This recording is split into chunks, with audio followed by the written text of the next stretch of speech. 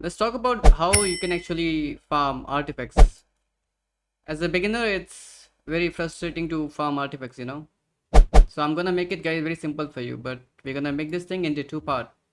First part is gonna be for people who are actually AR45, and second part for people who are not AR45 but they still want to know how to farm artifacts. Although I do recommend that unless you reach AR45, don't look for artifacts, guys, because it's waste of efforts. And even if you find some good pieces before AR45, later on you're gonna replace them with 4 star, I mean your 5 star artifacts.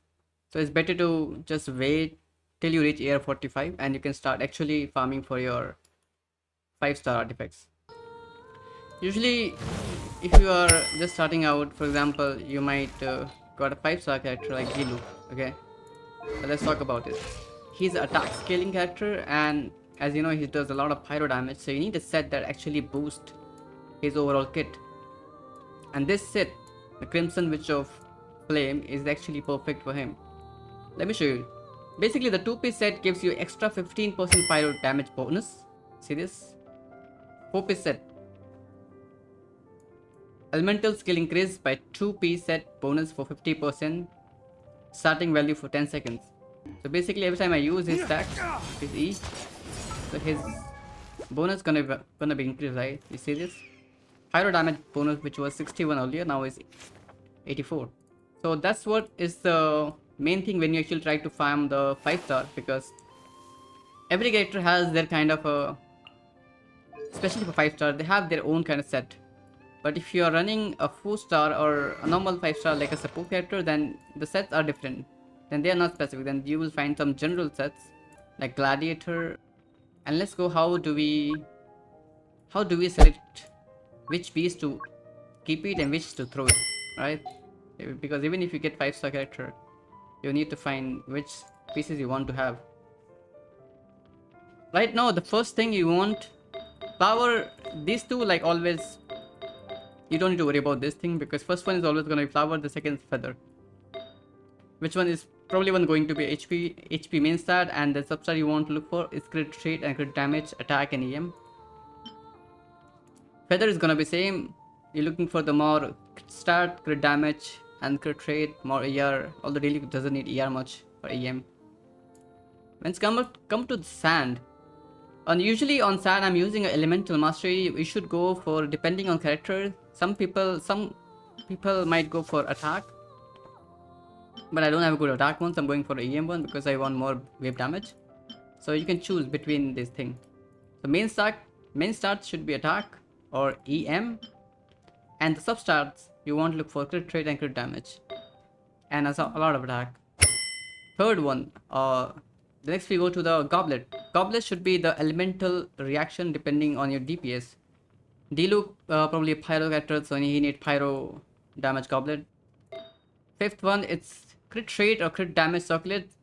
You always need depending on your substats or your weapon. For example, right now I need to have him 1 to 2 ratio, but I have more crit rate and crit damage.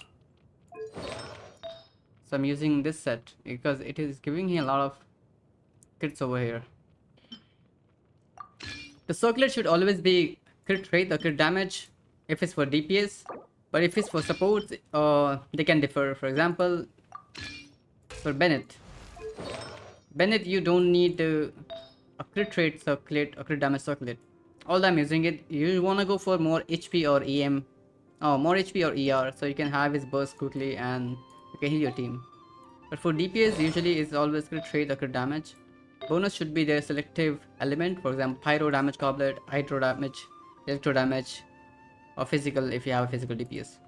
Let's talk about for people who are not actually AR45, they are like just starting out, or AR30 or maybe below that. They still want to level up, but they are having a rough time because their damage, the enemies are very strong, and they don't even have HP, or not that don't they have any damage, but they still want their DPS to carry them so they can level up quickly.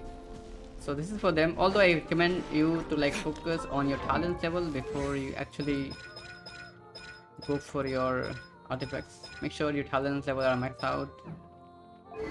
have a level of weapon. Character level should be highest as you can. And the third one's going to be artifacts after that. Let's talk about some early artifacts. Usually you don't get 5-star artifacts, so you might get some of these pieces, especially in structure, a very good one. Although I have just one piece, I'm so sorry. I deleted every 4-star.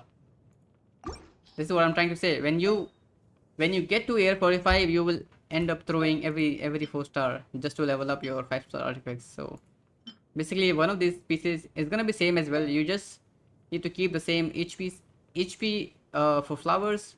Feather is gonna be attack. It's a default one, so you don't need to think about it. Third one, I would recommend to go for either HP and a lot of EM if you can,